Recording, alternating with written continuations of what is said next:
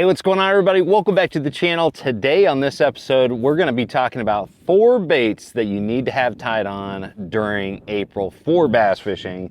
And first off, let's talk about what's going on in April, because that's really going to dictate the type of lures that you're going to use and the reason why I choose these 4 different lures the majority of the time. And essentially April, to me, for a lot of the country, of course, every single region is going to be a little bit different, but I would say the majority of the country, April is a really, really prominent spawning month. Now, if you're way down south, it's probably starting way earlier than that, maybe in January. If you're way up north, it's going to be much later, maybe May or even June sometimes. But April, for the majority of the central part of the country, is going to be a great time to find fish shallow. And generally, they're not just spawning in April. Usually, you've got all 3 phases of the spawn going on. There's a little bit of post-spawn, lots of spawning activity, and a little bit of pre-spawn. Actually, a little bit more than a little bit. There's quite a bit of pre-spawn, like early April as well. But most of these are really well suited for those fish that are positioned right before they move up to spawn, and while they're also on the beds, and once they come off the beds. These are all baits that tend to work really good in those scenarios. And so, yeah, let's go ahead and get right to it. As far as the tackle I'm using with each of these different presentations, I'm going to be putting the specifics as far as the gear I'm using in the description below. So we're not going to, waste a bunch of time going through each little component. So if you're interested in what I'm, as far as rod, reel, line, hooks, and stuff like that, we're going to be putting all those details in the description below.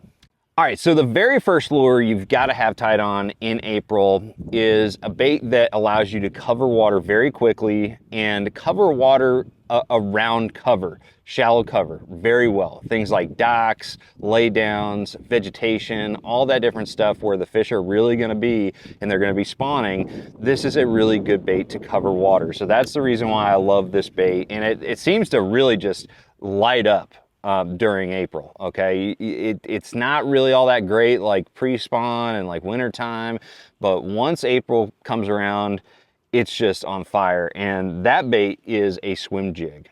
Okay, you can swim just about any jig out there, but there's a lot of jigs that are designed specifically for more horizontal presentations, swimming presentations, like this one right here. This is the Z-Man snakehead swim jig. I've got the goat on the back there. This is a really good bait during the month of April, because not only is it very efficient, allows you to fish that cover up shallow very quickly, but it also is really good at imitating bluegill. And this time of year, bluegill are like the arch nemesis of bass. So it's not only are bluegill and panfish really good for as far as like a forage species, but they're also a nuisance. So bass not only like to eat them, but they hate them.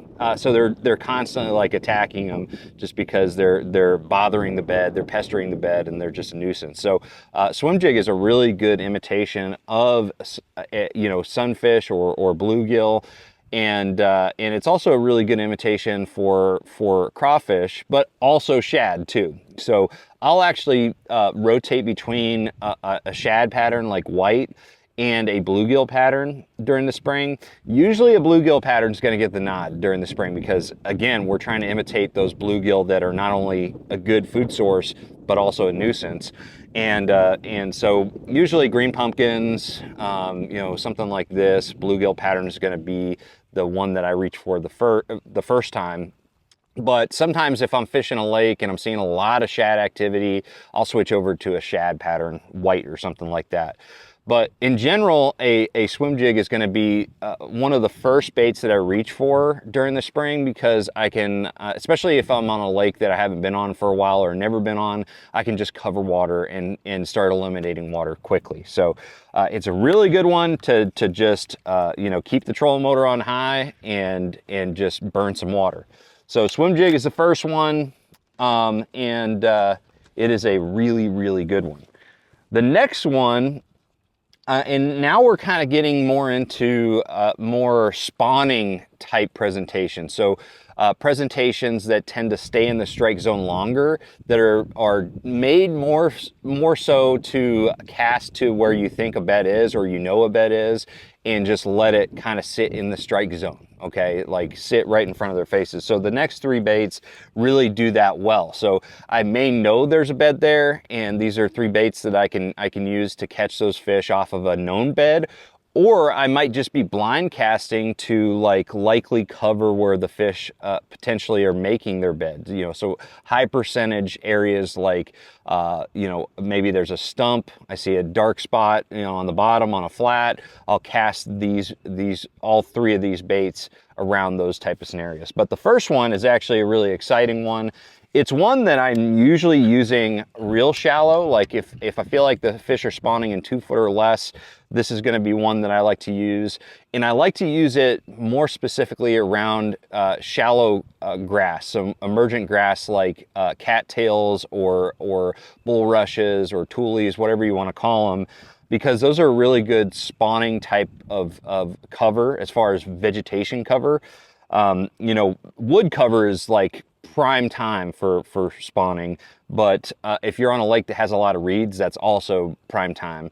And so one of my favorite presentations for that scenario is a poppin' frog. And a poppin' frog will work in around all different types of bedding areas, but generally I like it when it's 2 foot or less, because I want the top water to be like right above the bed, right above their heads. So like if it's just hovering right there, they can't help but attack it.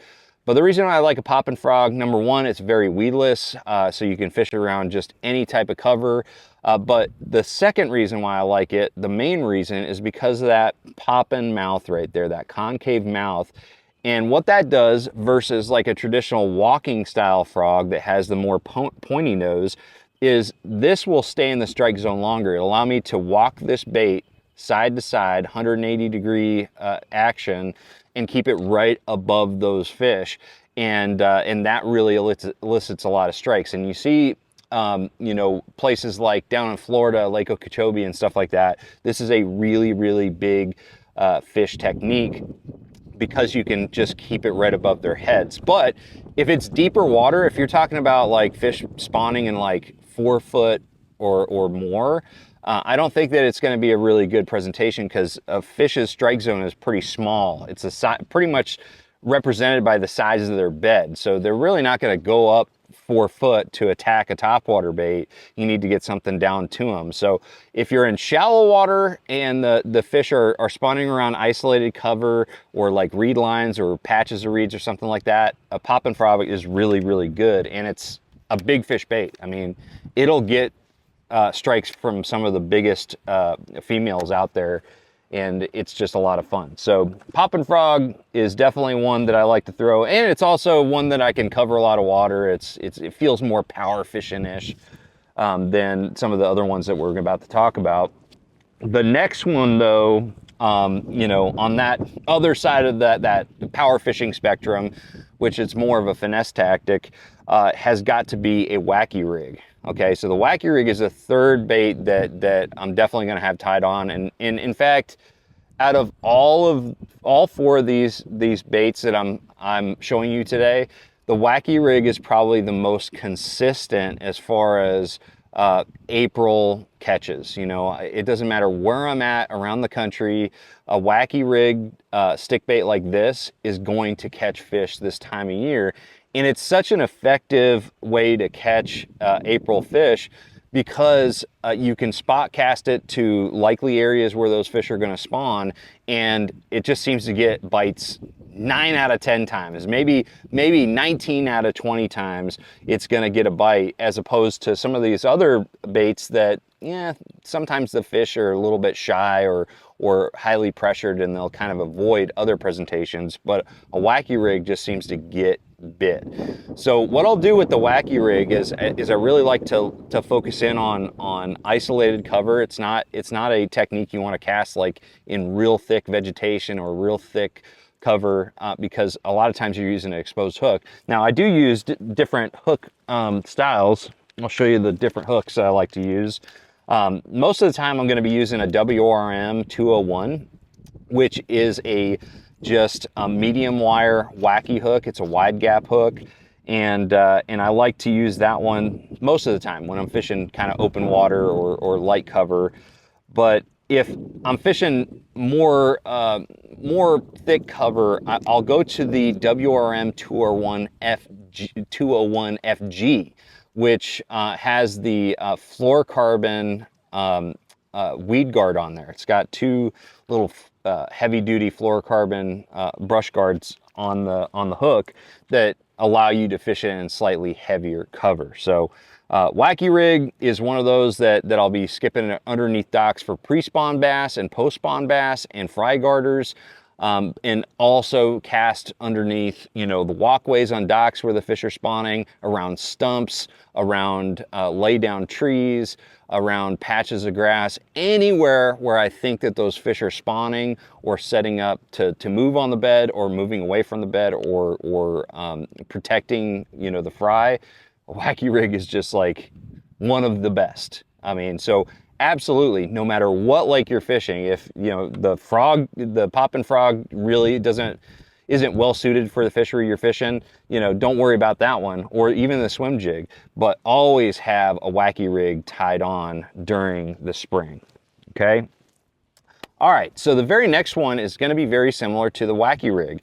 Wacky Rig is more for real light and isolated cover and casting to the outsides of cover.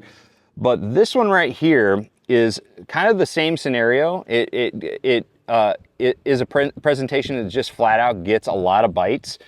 But it's one that you can actually fish a little bit, you know, in denser cover. And that is the Ozark Rig. So the Ozark Rig is essentially this core tackled hook here that has this dispersed weight on the shank of the hook.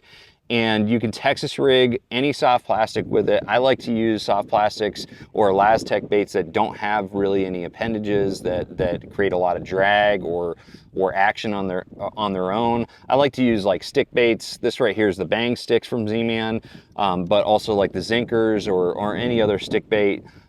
Those are the type of baits I like to use with the Ozark Rig. But essentially the Ozark Rig is going to present these baits in a very horizontal gliding action, which, you know, like the Wacky Rig does as well.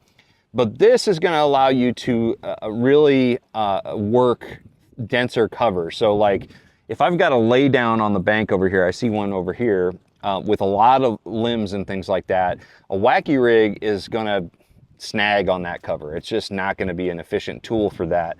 But a Ozark Rig is going to allow you to go through that cover much easier. So essentially the situations that I like to throw the Ozark Rig over the Wacky Rig is when you just have more cover to snag on and you need something that is like perfectly weedless, which the Ozark Rig is. So this is another really good one, same situations as the Wacky Rig, you know, for spawning fish, but there's just too much cover to throw the Wacky Rig. So anyways, guys, those are the three different presentations that I always have tied on during April nowadays. You know, the Ozark Rig is fairly new, so I've really just started to incorporate that into my arsenal in April.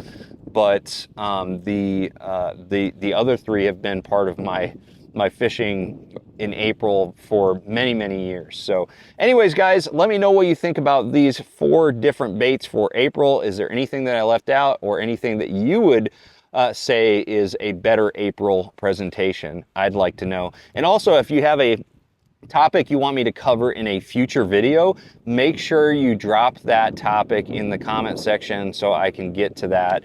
That's a great way to support the channel, is just help me come up with content ideas. So anyways, thanks for watching. Make sure you like, share, subscribe. I'm going to see you out on the water. Trust the process.